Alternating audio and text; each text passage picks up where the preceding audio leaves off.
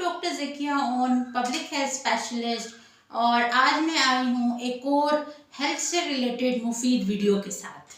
कल मुझसे मेरे एक क्लाइंट ने पूछा कि वो बहुत अरसे से मैदे के मसाइल में मुब्तला हैं, उनको एच पाइलोरी का मसला है जिसकी वो मेडिसिन ले रहे हैं, लेकिन जब तक मेडिसिन लेते रहते हैं आराम रहता है, जैसे ही मेडिसिन छोड़ते हैं दोबारा से मैदे में मसाइल शुरू हो जाते हैं, एक दफ़ा फिर से वो सारी तकलीफ वापस आ जाती हैं। तो उनको मसला क्या था कि उनके मैदे में जो है वो हर वक्त शदीद जलन रहती है। वो कह रहे थे कि एसिड बनता है, तेज़ाबियत बहुत ज़्यादा है, मैदे में गर्मी है और इसके अलावा उनको मैदे में दर्द की शिकायत रहती है। तो मैंने सोचा कि आज एक वीडियो बनाकर आप सबको भी इसके बारे में थोड़ी सी इंफॉर्मेशन देती हूँ कि बेसिकली ये एच पाइलोरी होता क्या है और ये क्यों बार बार वापस आ जाता है और इससे परमानेंटली हमें आराम क्यों नहीं मिलता, और इसके अलावा हम कुछ ऐसे इसके नेचुरल ट्रीटमेंट्स के ऊपर बात करेंगे कि जिन पे दुनिया में ऑलरेडी बैनुल अक़वामी सतह पर बहुत सी रिसर्चेस हो चुकी हैं। तो वीडियो को पूरा ज़रूर देखिएगा क्योंकि यकीनन ये आपके काम आने वाली है। और वीडियो में आगे जाने से पहले अगर आप मेरे चैनल पर नए हैं तो चैनल को सब्सक्राइब कर लें और बेल आइकन ज़रूर दबा लीजिएगा ताकि इस तरह की मज़ीद मुफीद वीडियोस आप तक पहुंचती रहें। तो सबसे पहले जानते हैं कि एच पाइलोरी होता क्या है। एच पाइलोरी एक बैक्टीरिया है, एक जरासीम है जो मैदे की झिल्ली में दाखिल होकर वहाँ से सोजिश और ज़ख्म पैदा करता है मैदे के अंदर, और जो मैदे के ऊपर झिल्ली होती है उसको डैमेज करता है। ये दुनिया की तकरीबन आधी आबादी इसका शिकार है। बहुत से लोगों को पता ही नहीं होता, इसके सिम्टम्स नहीं आते, लेकिन कुछ लोगों में इसकी अलामात ज़ाहिर हो जाती हैं। और अगर हम अलामात की बात करें तो उनमें सबसे पहली जो अलामत है वो है मैदे में जलन, मैदे में तेज़ाबियत। दूसरी, मैदे में शदीद दर्द, जैसे ही खाना खाते जाएं उसके बाद फ़ौरन दर्द स्टार्ट हो जाती है।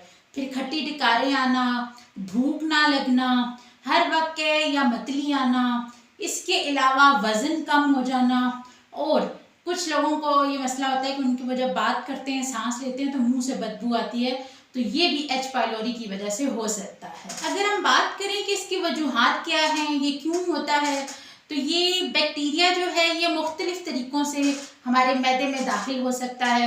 जैसा कि अगर हमने कोई आलूदा पानी पी लिया हो या कोई आलूदा खुराक खा ली हो, कोई खाना खा लिया हो उसके ज़रिए, फिर नाक़िस हिफ़्ज़ाने सेहत से अगर प्रॉपर हाइजीन जो है वो ठीक ना हो तो उसकी वजह से भी हमारे मैदे में जा सकता है।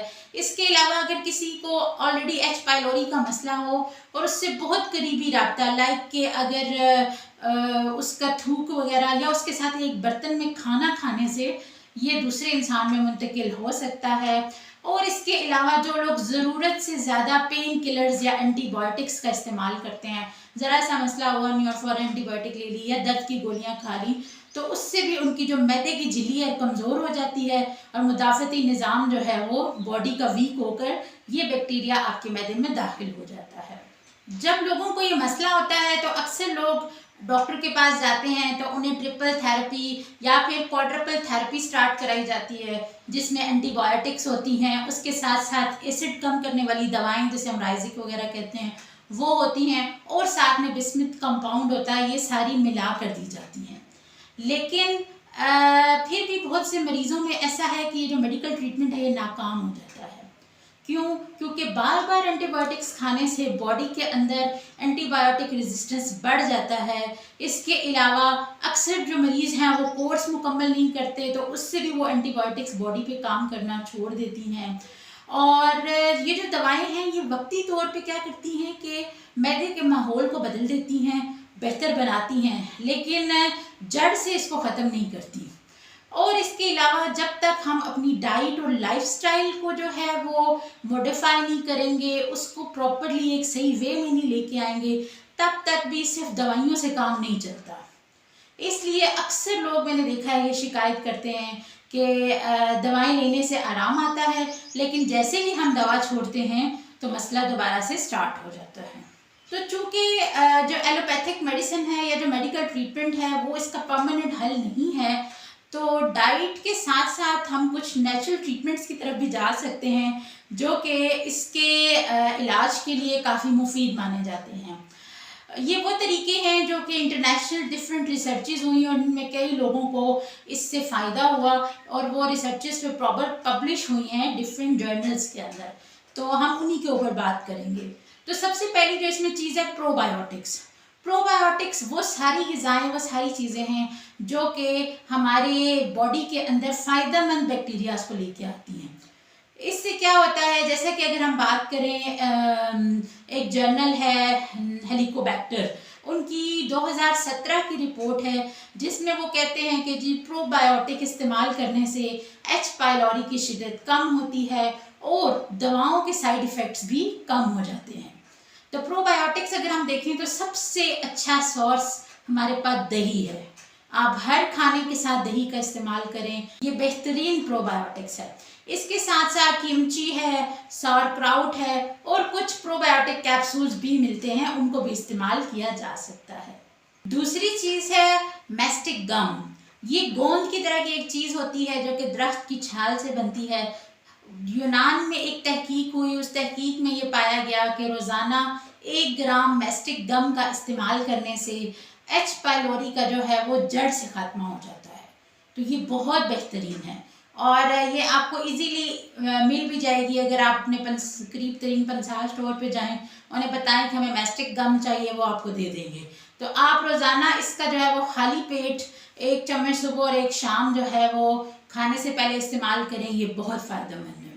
तीसरी चीज़ है हमारे पास ग्रीन टी, यानी कि सब्ज़ चाय। ग्रीन टी में मौजूद होते हैं एक कंपाउंड जिसे कैटेचिन्स कहा जाता है। ये बेसिकली क्या करता है कि हमारी बॉडी के अंदर बैक्टीरिया की ग्रोथ को रोक देता है। तो दिन में 2 कप ग्रीन टी का इस्तेमाल करें खाना खाने के बाद, ये भी बहुत फ़ायदा देगा आपको। और अगर हम चौथी चीज़ की बात करें तो वो है ब्रोकली स्प्राउट्स, यानी कि ब्रोकली के जो छोटे छोटे नन्हे नन्हे पत्ते होते हैं। 2009 में एक कैंसर प्रिवेंशन रिसर्च हुई, उसके मुताबिक जो ब्रोकली के स्प्राउट्स होते हैं उसमें सल्फोराफिन मौजूद होते हैं जो क्या करते हैं, बैक्टीरिया को किल करने में मददगार साबित होते हैं। तो आप कोशिश करें कि रोज़ाना अगर आधा कप ब्रोकली का भी खा लें तो आपके लिए बहुत अच्छा है। देन उसके साथ साथ एक बड़ी ही करामत चीज़, जो 5वीं चीज़ है, वो है मिलेट्ठी, जिसे हम लाइकोराइस रूट भी कहते हैं। मिलेट्ठी क्या करती है कि ये एच पाइलोरी की ग्रोथ को रोक देती है और जो हमारी मैदे की झिल्ली है उसको महफूज बनाती है। तो इसके लिए आप क्या कर सकते हैं कि दिन में 1 बार मिलेट्ठी की चाय बना के पी सकते हैं। बस इसमें एक चीज़ का आपने ख्याल रखना है, जो डायबिटिक पेशेंट्स हैं और जो हाइपरटेंसिव पेशेंट्स हैं, ब्लड प्रेशर के पेशेंट्स हैं, उनको ये इस्तेमाल करने से पहले डॉक्टर से पूछ के करना है, इस तरह से यूज़ नहीं करनी। दवाओं और नेचुरल ट्रीटमेंट्स के साथ साथ कुछ चीज़ें हैं जो बहुत ज़रूरी हैं, जिनसे आपने परहेज़ करना है, जिनका आपने ख्याल रखना है। उसमें सबसे पहली चीज़ है कि मसालेदार और तली हुई अशिया से मुकम्मल परहेज़ करें। कम से कम 3 महीने तक तो आप बिल्कुल इस्तेमाल ना करें। देन उसके साथ साथ आप हैंड वॉशिंग और साफ़ पानी का इस्तेमाल करें, सफाई सुथराई का बहुत ख्याल रखें। प्रोबायोटिक्स को अपनी ग़िज़ा का हिस्सा ज़रूर बनाएं। कम से कम 14 दिन के लिए पहले अपना मेडिकल कोर्स कंप्लीट करें और उसके साथ साथ फिर ये नेचुरल थेरेपीज़ भी साथ साथ रखें, तो आपको इंशाल्लाह बहुत जल्द आराम मिलेगा। तो अगर आपको भी एच पाइलोरी या मैदे से रिलेटेड कोई भी मसला है तो नीचे कमेंट में अपनी अलामात बताएं, तो मैं आपको ज़रूर गाइड करूँगी। वीडियो को लाइक करें, शेयर करें और मेरे चैनल को सब्सक्राइब करना मत भूलिएगा। मिलते हैं अगली वीडियो में, तब तक के लिए अल्लाह हाफ़िज़।